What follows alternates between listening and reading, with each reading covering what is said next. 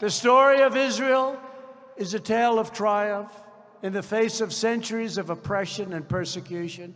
The Jewish people endured, persevered, and flourished beyond measure, building a thriving, proud, beautiful, and mighty nation in the Holy Land. The friendship between our countries is essential to achieving a more safe, just, and peaceful world. That is why every single day since I took the oath of office, I have stood firmly, strongly, and proudly with the people of Israel. You know that. The Jewish state has never had a better friend in the White House than your president, Donald J. Trump. That I can tell you. For over 20 years, every previous president promised to move the U.S. Embassy to Jerusalem, and they never acted, they never did it, they never had any intention of doing it, in my opinion. But unlike other politicians, I kept my promises. 2 years ago this week, I officially recognized Israel's true and eternal capital, and we opened the American Embassy in Jerusalem, finally.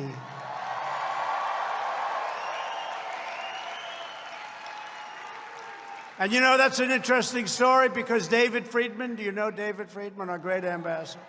Well, David was one of the most successful lawyers in New York, maybe the most successful lawyer in New York. But he loves Israel. He loves this country, but he loves Israel. And I called him, I know how much he feels about, you know, the heart. He'd go there all the time. I'd say, David, would you like to be the ambassador to Israel? You're giving up a lot. You're giving up one of the great practices in New York City. Would you like it? It took him about 2 seconds to say, yes, that's what I want to do. And he gave up his law practice, gave up a lot of great clients. He became the ambassador. And a lot of conflict was taking place, a lot of bad feelings, a lot of bad will. We have to get the people of our country, of this country, to love Israel more. I have to tell you that. We have to do it. We have to get them to love Israel more, because you have people that are Jewish people that are great people. They don't love Israel enough. You know that. You know that.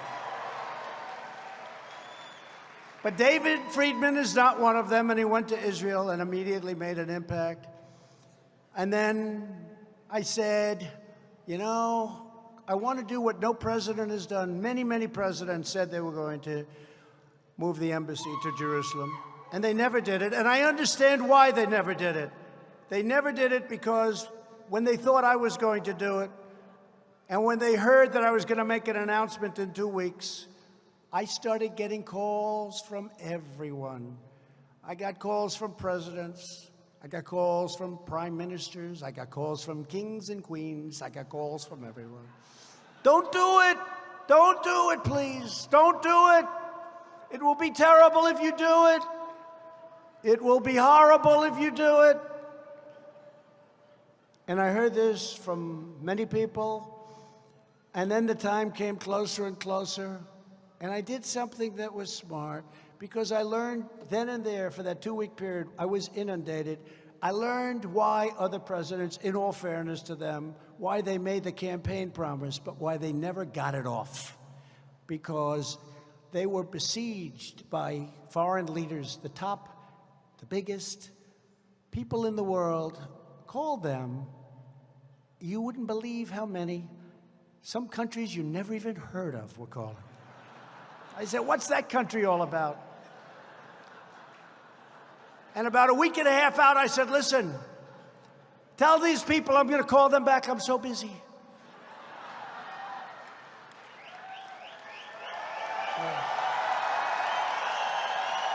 True. I said, tell them I'm going to call them back. I'll get to them as soon as I can. And 1 week went by, and then 3 days went by, and then I made the announcement at the White House that we're moving the embassy to Jerusalem, and that Jerusalem will be the capital of Israel. Finally, somebody said it, right?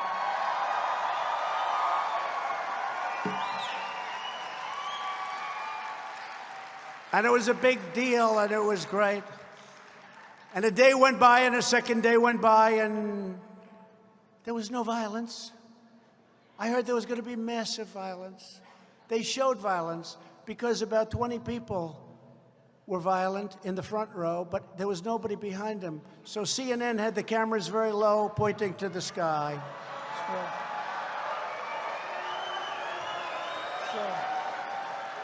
They said massive crowds have gathered. Massive crowds. And I looked, I said, that's a strange angle. I've never seen that angle. It was like you had a cameraman sitting on the floor pointing up. But every once in a while you say, there's nobody behind the people in the front row. What's going on? And it was a con. It was fake news as usual. So these days went by, and then I made the phone calls, and I'd call up the kings, and I'd call up the queens, and I'd call up everybody, the presidents, the prime ministers. I'd say, hi, I'm sorry, I couldn't get back to you quickly, but what's up?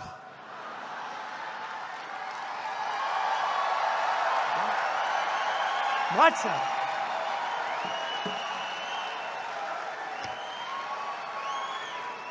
And they said,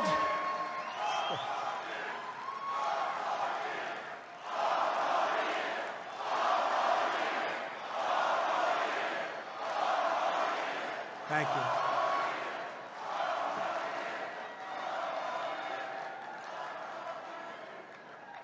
Well, I learned all these tricks from Sheldon, so, you know. So I call, hi, King, what's up? What's happening? He said, I wanted to tell you I didn't like you doing that with Israel. Oh, man, I wish I called you back a little sooner. I'm sorry.